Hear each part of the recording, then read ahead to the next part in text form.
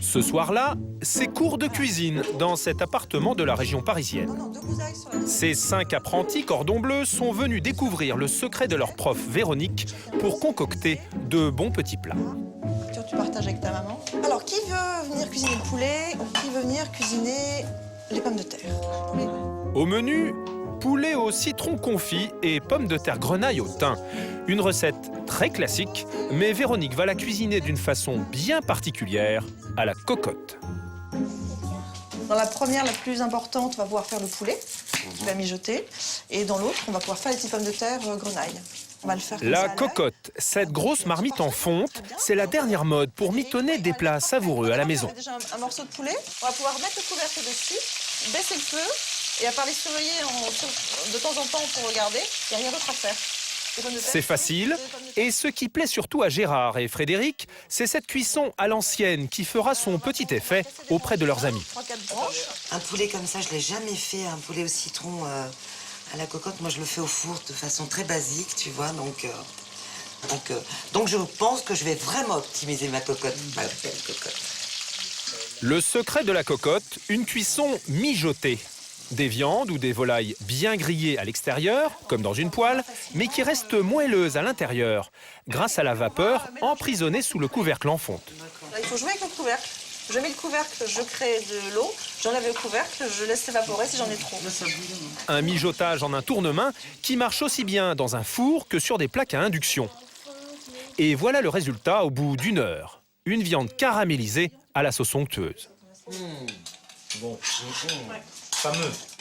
Dépasser les casseroles et les poêles en inox, la cocotte en fonte, c'est la dernière tendance dans la cuisine des Français. Merci à vous. Emblème de la cuisine de nos grands-mères, la cocotte revient en force. Partout dans les magazines, elle s'affiche. Ovale ou ronde, de toutes les tailles et de toutes les couleurs. 3 millions d'exemplaires vendus l'an dernier. La cocotte, c'est le produit en vogue dans les grands magasins. Vous pouvez mettre vos rôtis, vos poulets, donc c'est plus pratique. Mais c'est loin d'être donné. Comptez 179 € pour ce modèle de base. Et jusqu'à 389 € pour la version XXL, soit le prix d'un four de grande marque. Un produit vendu très cher qui attise la concurrence. Derrière ce business se cachent des personnages, parfois hauts en couleur. Comment ont-ils fait fortune? Quels sont leurs secrets de fabrication? Et que valent tous ces modèles une fois sur les fourneaux? Révélation sur les arrière-cuisines de cette guerre des cocottes. Si la cocotte fait un carton aujourd'hui, c'est grâce à un homme qui a trouvé la bonne idée pour la remettre au goût du jour. En plein cœur de Paris, un restaurant en vogue. Ce matin-là, tout le petit milieu de la critique gastronomique s'y est donné rendez-vous pour décerner le prix du meilleur bistrot parisien de l'année. Un pince-fesse organisé par ce personnage plutôt fantasque, Francis Staub, 62 ans. C'est un secret qu'il faut bien garder parce que celui-là est vraiment remarquable. Un Alsacien qui, depuis 10 ans maintenant, remet ce prix aux espoirs de la cuisine. Et en guise de récompense, pas de toque ni de médaille, mais cette cocotte bleue de ménagère. J'ai le plaisir de vous remettre cette marmite qui est une pièce unique, qui est une pure merveille, et permettez de vous embrasser. Bravo, bravo. Une vraie star, car à sa manière, c'est un peu le Yves Saint-Laurent des ustensiles de cuisine. C'était un des pionniers, je dirais, dans les marques connues. Voilà, avant, c'était de vulgaires casseroles en aluminium. Monsieur Staub a été un des précurseurs de la marmite griffée. C'est dans les années 90 que Francis Staub va relancer ce symbole de la cuisine de nos grands-mères. La cocotte, telle qu'on la connaît aujourd'hui, est née en 1924, de la rencontre d'un spécialiste de la fonte et d'un industriel de l'émail pour le revêtement. Une marmite étonnante qui ne rouille pas, à la différence des ustensiles de cuisine de l'époque. Pendant 50 ans, la cocotte va ainsi trôner dans la cuisine de la ménagère. Une valeur sûre pour une cuisine à l'ancienne. Fonte de Couzance depuis Henri IV. Madame. Mais au début des années 80, c'est une petite révolution qui va subitement ringardiser la cocotte. L'arrivée du micro-ondes et sa cuisson express fait brutalement chuter les ventes. Et même à grand renfort de jolies jeunes femmes dans ses pubs, la cocotte prend un sacré coup de vieux. Miss Le Creuset, j'aime votre sauté d'agneau au curry. C'est la traversée du désert.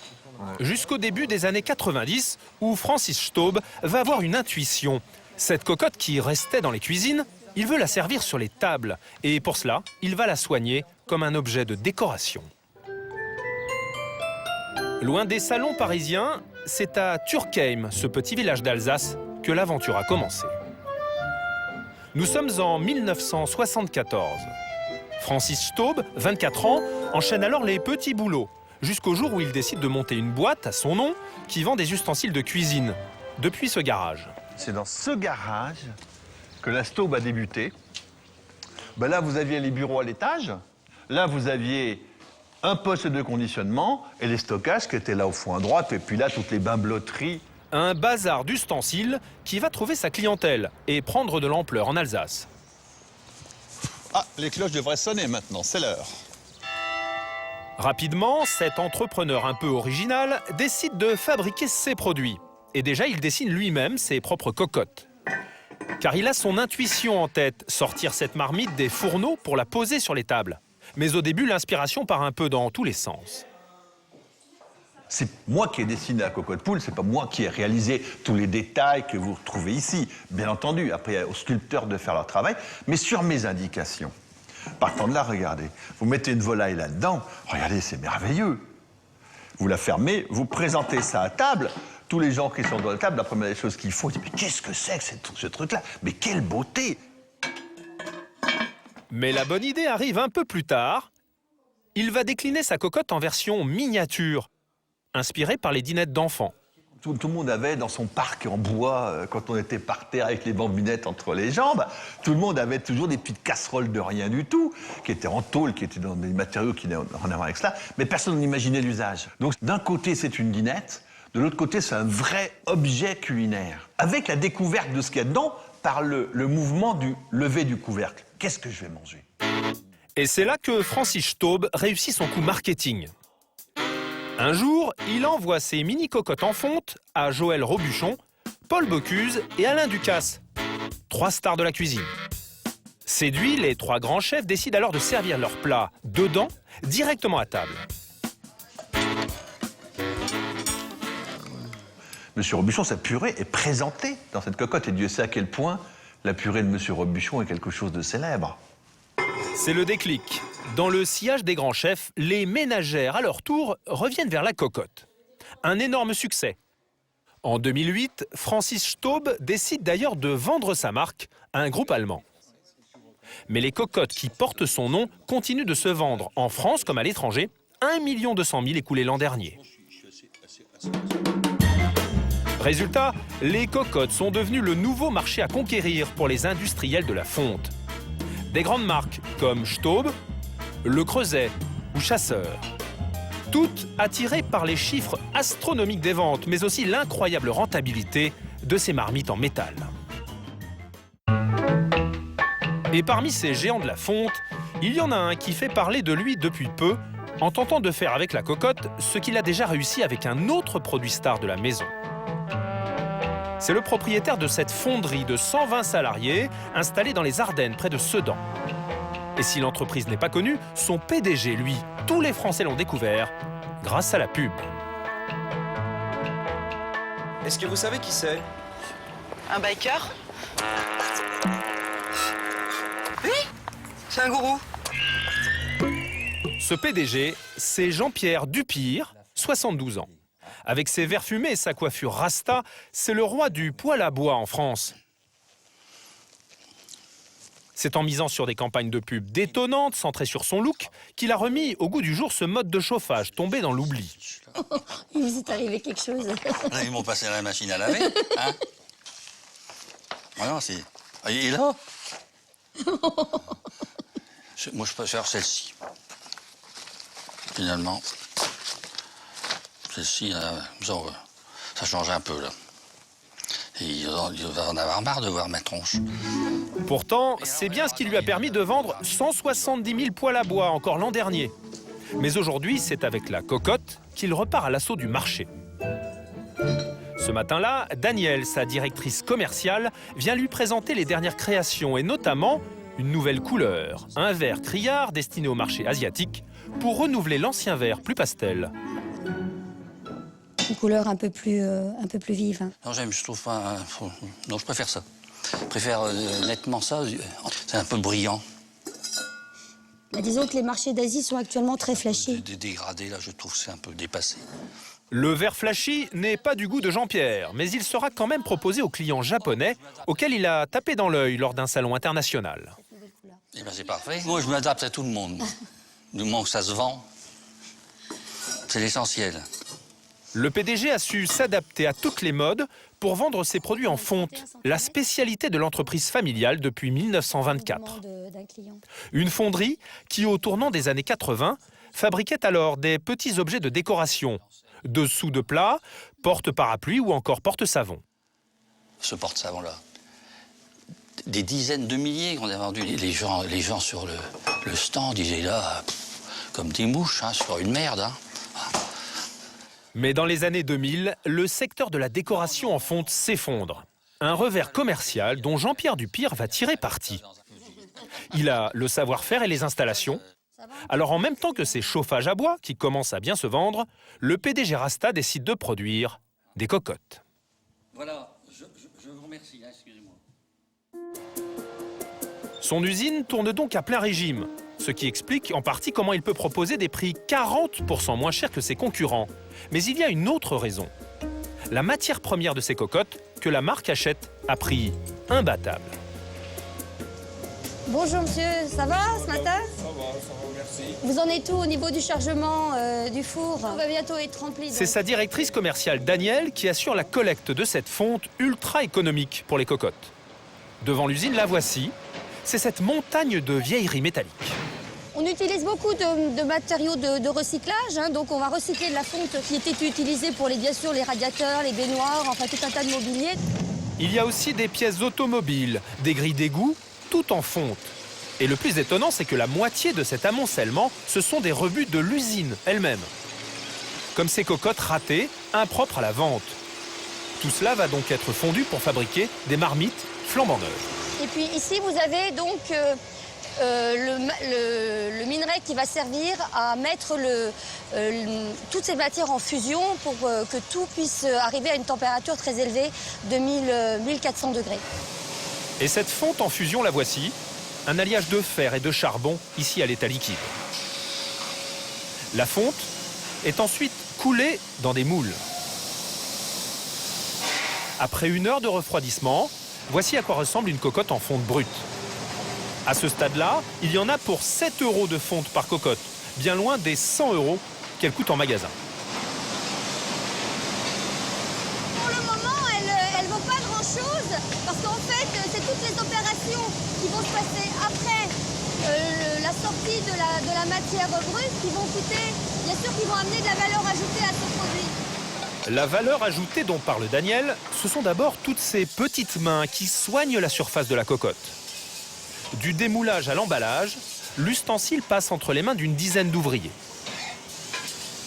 Ici, à l'émaillerie, la cocotte prend des couleurs, la fonte brute passe à l'émaillage. L'émail, c'est du verre, et on va recouvrir avec un mélange vert-couleur notre cocotte pour avoir la couleur définitive. Dernière étape, le passage au four pour fixer l'émail. Au bout du compte, en sortie d'usine, la cocotte est facturée 45 € aux détaillants qui, eux, la revendront 100 € en magasin. 45 € sur lesquels Jean-Pierre Dupire, comme ses concurrents, prélève au passage 35% de marge nette. Avec ces marges, dignes du luxe, les industriels se ruent sur la cocotte. Mais tout le problème, c'est de trouver le petit plus qui fera la différence. Ce jour-là, sur ce salon des arts ménagers à Rodez, Danielle, la directrice commerciale, est loin d'être la seule à vendre des cocottes. Alors pour attirer le client, elle tente d'innover. Vous pouvez la commander aujourd'hui, si vous voulez. Je ne sais pas la taille qu'elle veut. Ah, il y a 20, 24 ou 31 ovales. Elles sont là. Je ne sais pas. En fait, les nouveaux produits sont ici. Si Danielle range la cocotte rouge tout en bas des étagères, c'est parce que la tête de gondole, elle veut la réserver à ses nouvelles couleurs. Le taupe et le meringue, au risque de bousculer les habitudes de ses clients. Et ça devrait peut-être marcher dans votre Aveyron. Non? Ça colore un peu. Et ça change parce que si vous voulez, c'est les nouveaux revêtements satinés. Essayez un coloris naturel, peut-être que ça sera... Prenez-en une ou deux. Dès qu'on change quelque chose sur la cocotte en fonte, tout de suite, ça perturbe le consommateur. Mais c'est vrai que l'objectif, c'est que ça fonctionne et qu'on amène une petite touche de fantaisie, de couleur dans la fonte. Une petite fantaisie qui va faire mouche. Ce jour-là, ses clientes, lassées du rouge, vont lui acheter ses cocottes pastel. On peut très bien marier les deux, faire la petite comme ça et puis mettre une grande comme ça en champignon. Au milieu aussi. Oui. Allez, on note. En 2 jours, Danielle va ainsi vendre une centaine de ces nouvelles cocottes sur le salon. C'est le succès qu'on attendait pour ces 2 nouveaux coloris. Donc on est très satisfaits. Mais pour se démarquer et attirer le client, certains fabricants n'hésitent pas à prendre encore plus de risques avec des récipients en rupture avec la cocotte traditionnelle. À quelques mètres, un autre stand veut créer le buzz, c'est celui d'une PME d'Alsace. Avec cette nouvelle cocotte, Emmanuelle, la commerciale, veut prendre le contre-pied de ses concurrents sur un aspect essentiel, le poids. Dans ma cuisine. Le but est d'avoir un look cocotte grand-mère sans en avoir l'inconvénient majeur connu de tout le monde qui est le poids. Normalement, une 31, ça pèse aux alentours de 6 à 7 kilos. On est d'accord? À vide. Là, sur cette cocotte, on est à 2,5 kg, à vide. Voilà. Une cocotte 3 fois moins lourde. L'explication, elle n'est pas en fonte traditionnelle, comme les autres cocottes, mais en fonte d'aluminium. Un terme un peu équivoque, car en réalité, c'est un simple alliage d'aluminium qui ne contient pas 1 gramme de fonte. Si je devais la regarder au microscope, ça ressemblerait à une éponge ou de la mousse au chocolat, au choix. C'est plein de petits trous. Et donc, c'est un produit qui, de toute façon, techniquement, n'ira jamais dans des températures trop excessives. Et c'est un peu le problème. Pour que ça mijote, il faut qu'en début de cuisson, la température monte assez haut. Les clientes s'interrogent et Emmanuelle, en bonne commerciale, cherche à les rassurer. Chez nous, on a du mal, ils sont encore super classiques. La fonte, ça mijote mieux parce que ça tient mieux la chaleur. Alors là, en termes de mijotage, moi j'en ai une depuis 1 an et demi que j'ai utilisée. En termes de mijotage, j'ai aucun souci. Pour percer dans le secteur, Emmanuelle a donc tout misé sur la légèreté de sa cocotte. Et la PME qui l'emploie ne va pas ménager ses efforts pour convaincre les clients qu'avec cette nouveauté, on peut faire de la bonne cuisine. Direction Célestat en Alsace. C'est ici qu'est installée la petite marque. Ces cocottes viennent à peine d'être lancées et le directeur veut booster les ventes. Mesdames, c'est l'heure de la formation, on y va? Ce matin-là, Philippe Gelb convoque tout le monde. Et Sébastien, vous êtes prêts? On va faire cette formation. Il veut trouver les arguments qui feront mouche auprès des clients. Alors, on va travailler un filet mignon de veau aux figues et aux épices. D'accord. C'est Sébastien, commercial de la boîte et passionné de cuisine, qui conduit cette réunion de travail un peu particulière. Première étape, l'allumage des feux. Et selon lui, déjà, un premier argument économique en faveur de sa cocotte. Le revêtement en céramique et pas en émail comme ses concurrents conduirait plus vite la chaleur. Et là, t'es sur quel thermostat, là? Je suis sur 6, donc la céramique chauffe 2 fois plus vite que n'importe quel autre revêtement. Donc il n'est pas forcément nécessaire d'aller sur des températures très hautes. D'accord. Les morceaux de viande commencent à dorer. Vous entendez? C'est vrai que ça crépite, c'est tout à fait comme dans les cocottes en fonte traditionnelles. La seule différence, mais pas des moindres, c'est que la viande avec le revêtement céramique n'accroche pas du tout au fond de la cocotte. Elle ne grille pas. Parfois c'est embêtant. Mais pour Sébastien, au contraire, il faut utiliser cet argument qui peut séduire des cuisiniers débutants. Ça colle pas, hein? Ah non, c'est ça aussi l'avantage. C'est aussi ça l'avantage, c'est qu'on va pouvoir vraiment déplacer les morceaux parce que parfois c'est embêtant. Ça reste scotché dans le fond et puis ensuite on peut plus très bien les déplacer. Il faut attendre que ça ait fini de caraméliser. Alors que là, ça caramélise et ça se déplace très très facilement. Il y a moins de risque que ça roussisse dans le fond finalement. Tout à fait, parce que le problème de la fonte traditionnelle, c'est qu'il faut rester à côté. Si on ne fait pas attention, si on déglace pas tout de suite, là, tout de suite, on va brûler les aliments. Il y aura moins d'attention. Ça peut être un argument supplémentaire. Tout à fait. Et au nettoyage, on va juste, une fois avoir sorti les aliments, on va juste la passer à l'évier. Cette nouvelle cocotte pourrait donc séduire les cuisiniers peu aguerris et qui manquent de temps. Et en plus, comme elle est fabriquée en Chine, elle est proposée à 139 € en magasin, l'un des meilleurs prix du marché. Avec tous ces arguments en poche, Philippe et Sébastien vont tenter de convaincre un de leurs clients de commander leur nouvelle marmite. Le centre-ville d'Obernai, en Alsace. Le directeur de la PME et son commercial débarquent dans un magasin de produits de la maison. Un détaillant qui vend déjà certains de leurs produits. Bonjour Gérard. Bonjour Sébastien. Comment allez-vous? Et vous? Aujourd'hui, il va falloir convaincre Gérard, 30 ans de métier, un commerçant qui ne vend que des cocottes traditionnelles en fonte, une trentaine par mois. Voilà, donc moi je vous invite, Gérard, à la manipuler. Pour commencer, Sébastien mise sur la légèreté de sa cocotte. Dans un premier temps. Vraiment surpris, hein, parce que c'est quasiment 5 fois plus léger que la fonte, ou au moins 3 fois. Hein. Oui. Mais le poids est synonyme de qualité pour certains clients. Alors Sébastien rassure tout de suite Gérard. Sa cocotte en aluminium aurait les mêmes propriétés que celle en fonte, même s'il faut être un peu plus patient. L'utilisation va être la même, comme je vous le disais. La cuisson va être un peu plus longue. Donc on prépare, on saisit de la même façon les plats qu'on veut préparer comme dans une cocotte en fonte traditionnelle, d'accord ? Quand vous allez faire mijoter, ça va juste être un peu plus long. Mais surtout, Sébastien a un argument de poids face aux grandes marques, dont les cocottes sont vendues près de 200 € en magasin. On est à partir de 89 € jusqu'à 139 pour la ovale en taille 31. Je pense qu'on est dans une fourchette de prix que les gens pensent prêts à dépenser pour un produit comme ça. Hein. Pour Gérard, le prix, c'est le détail qui peut convaincre ses clients. Ce jour-là, il va en commander une vingtaine à Sébastien pour les vendre dans son magasin. Mais cette cocotte poids-plume a-t-elle vraiment les mêmes propriétés que la cocotte traditionnelle en fonte? Au-delà du même look rétro, est-elle aussi efficace pour un bon mijotage? Pour le savoir, nous sommes allés voir David Radgeber, un chef parisien qui a travaillé 12 ans avec Alain Ducasse. Il va réaliser une même recette, mais dans les deux types de cocottes. L'une en fonte de fer, l'autre en fonte d'aluminium. C'est parti pour une joue de bœuf braisée. Et dès le premier geste, une différence bien visible. Déjà dans la fonte, ça va déjà beaucoup plus vite. Hein. L'huile fume plus, ça veut dire que la matière est beaucoup plus conductrice, quoi.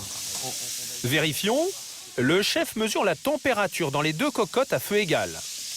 70 degrés dans la fonte d'aluminium, 86 dans la fonte de fer. Forcément, la viande réagit différemment. C'est que vous voyez que ça saisit beaucoup plus dans la fonte. Hein. Là, il y a une croûte qui s'est formée. Parce que là, la croûte s'est pas formée. La viande, elle bout plus qu'elle se saisit, là. Autre différence, la présence de sucre, les restes de caramélisation de la viande. Regarde les sucres dans la viande. Tu vois là, c'est ça qui donne le goût au plat. Là, il n'y a pas de sucre. C'est que du gras. Quand on va déglacer avec le liquide, il va décoller les sucres de la cocotte. C'est ça qui donne du goût. Démonstration, après une demi-heure de mijotage. L'écume en surface est beaucoup plus épaisse dans la cocotte de droite, celle en fonte. Ce sont tous les sucres libérés par la cuisson et remontés du fond. Des détails qui donnent toute la saveur au plat. Mais pour David Radgeber, un cuisinier en herbe y trouvera tout de même son compte, avec une cocotte en fonte d'aluminium. Dans la cocotte en fonte d'aluminium, on peut réaliser des plats braisés ou mijotés, sauf que par rapport à la fonte traditionnelle, on aura moins de sucre, moins de concentration et moins de saveur, parce que justement la viande saisit différemment. Pour un cuisinier amateur à la maison qui veut faire un bon plat braisé, une blanquette, bien sûr, il pourra prendre du plaisir et s'amuser dans ce genre de cocotte. À chaque marmite son couvercle et donc peut-être à chaque cuisinier sa cocotte. Mais la bataille devrait se poursuivre. Aujourd'hui, le marché de la cocotte est estimé à 300 millions d'euros.